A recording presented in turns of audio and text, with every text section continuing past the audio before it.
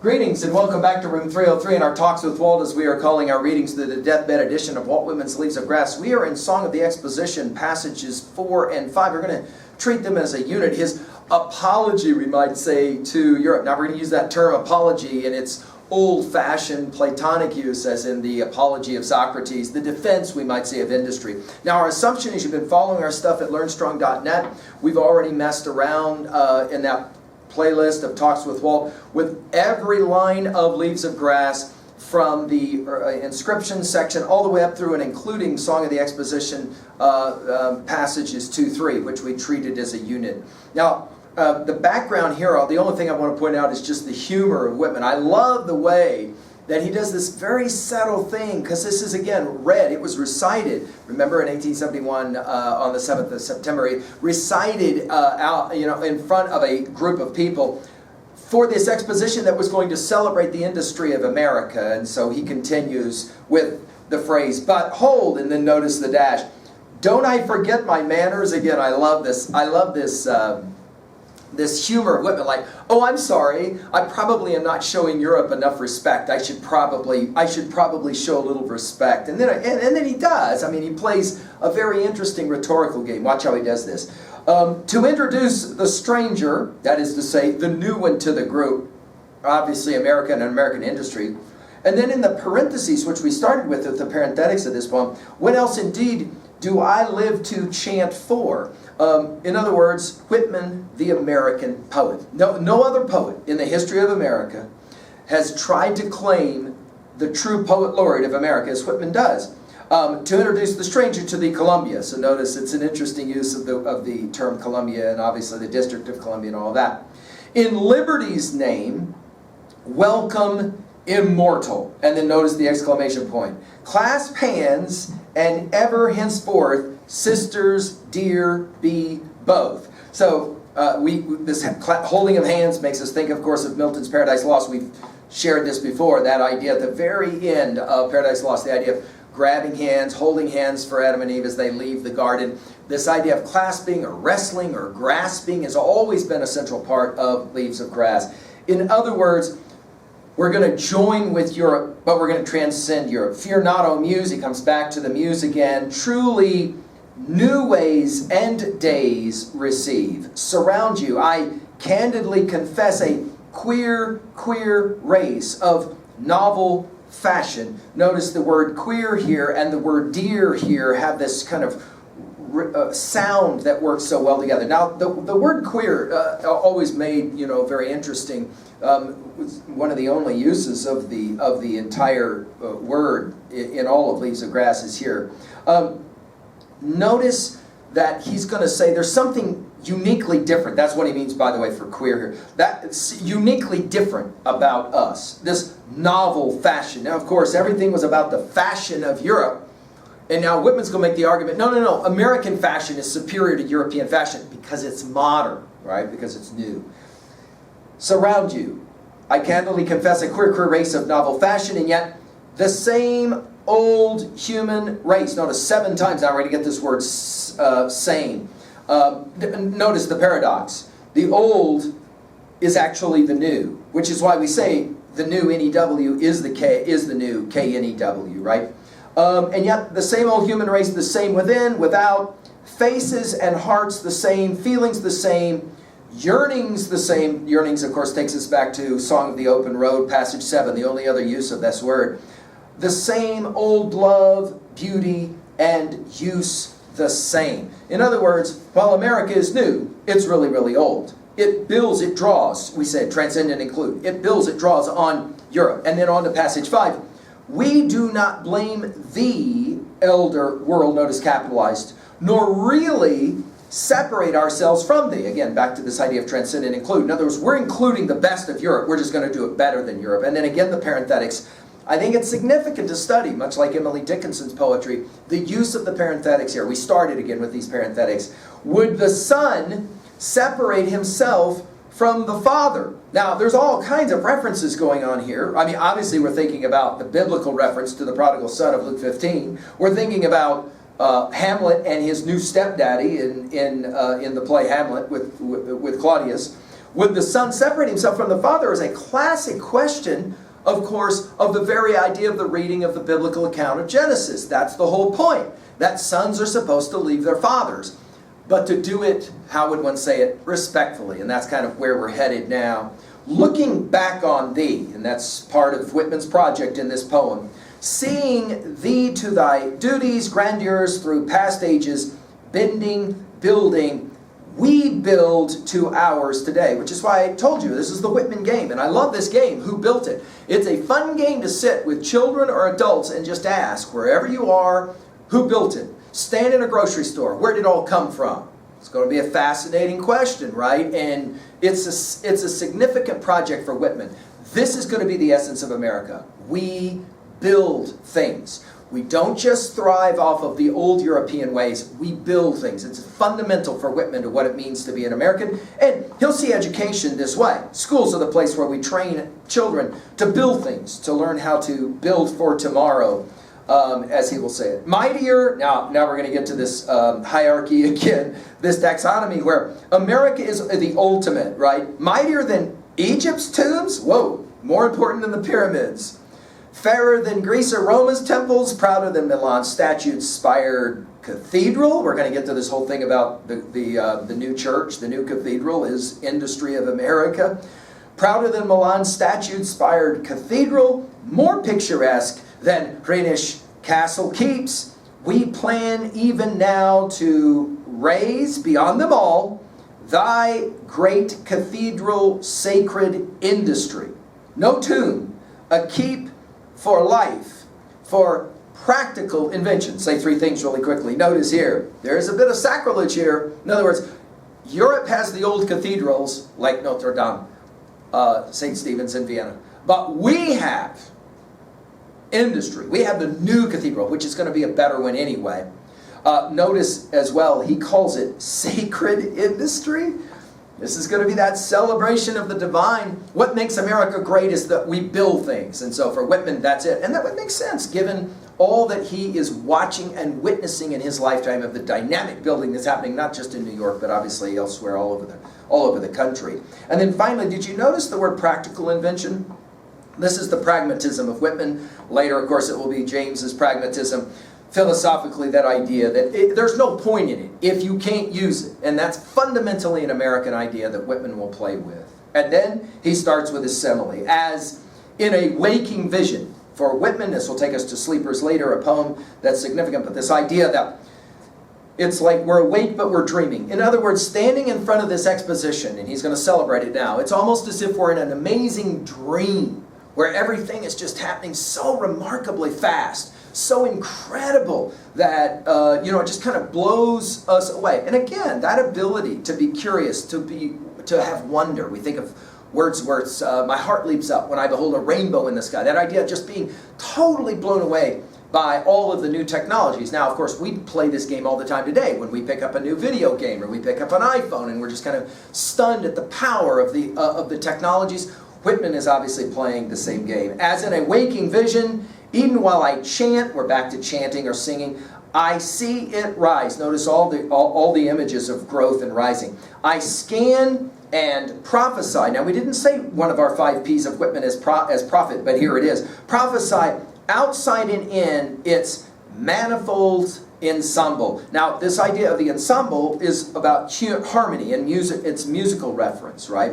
And then he's going to talk about some of the great building projects that have been happening. Norton's will tell us this way. The lines we're about to read are descriptive of the famous exhibition structures of the time. The Great Crystal Palace of London, built to house the International Exhibition of 1851. The American Crystal Palace opened in 1853 to house a World's Fair at what is now Bryant Park in New York City. So these structures that were being built specifically to celebrate the new that was happening, all the new building, here he's going to talk about it, around the palace.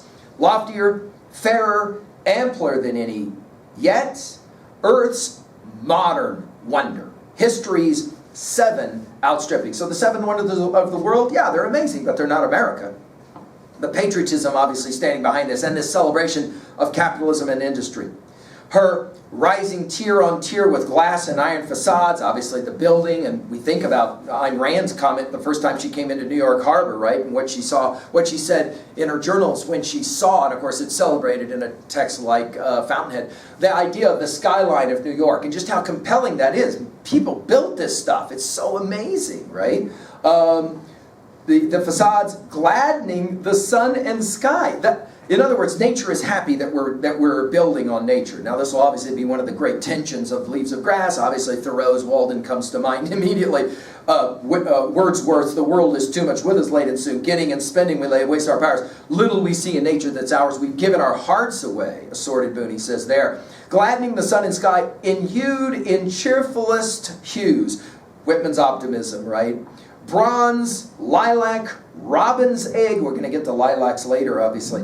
Robin's egg, marine and crimson, over whose golden roof shall flaunt beneath thy banner freedom, the banners of the states and flags of every land, a brood of lofty, fair, but lesser palaces shall cluster. In other words, America is just going to keep on building, and it's going to be a truly amazing thing to watch all of this transfold, right?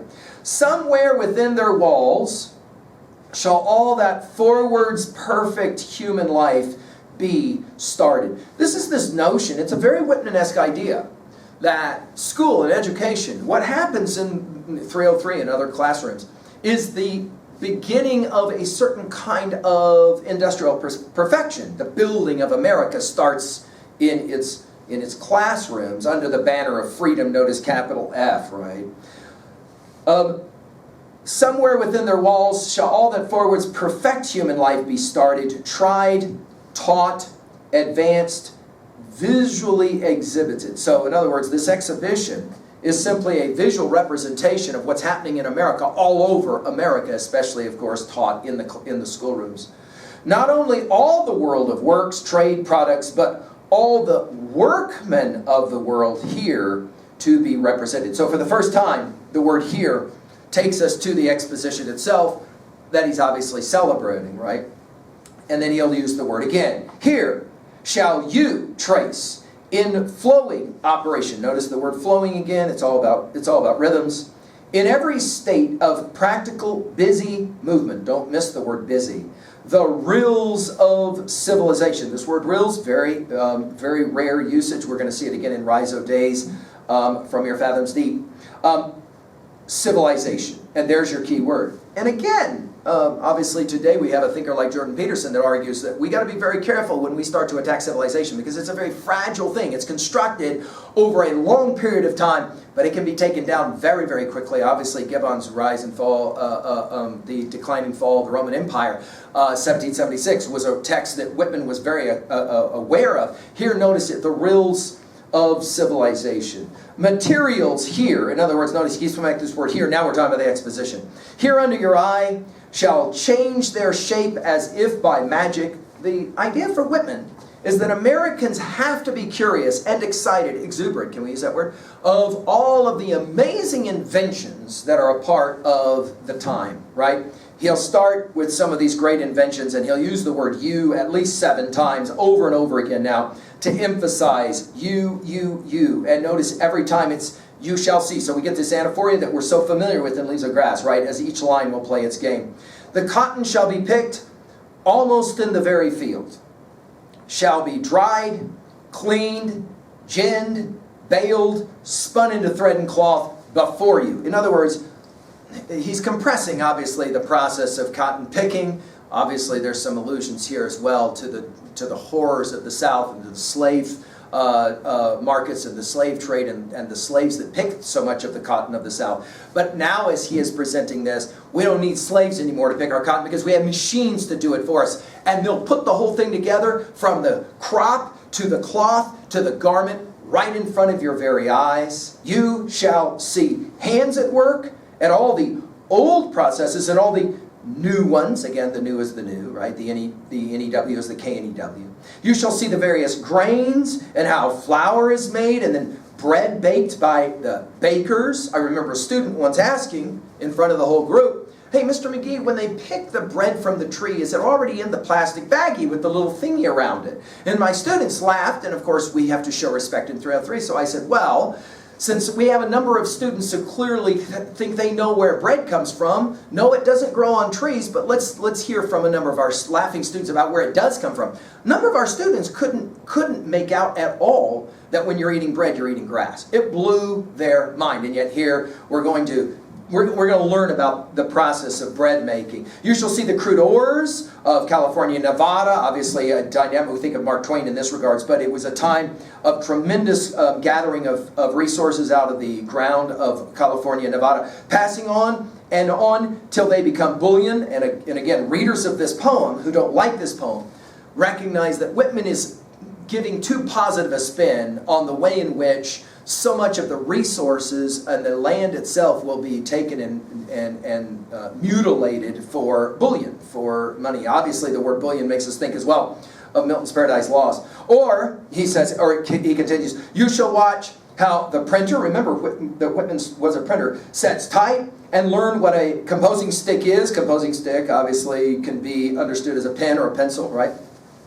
You shall mark in amazement, and that's kind of the key to this whole poem in many ways. Man, he's like, aren't you amazed? He will comment on it now. The Hoe Press. Norton's will remind us that the Rotary Press was invented in 1846 by Richard March Hoe, and it was actually on display at this very exposition. Whirling its cylinders, shedding the printed leaves steady and fast, and this is one of the only moments in all Leaves of Grass where leaves is referenced as pages from a book, printed leaves.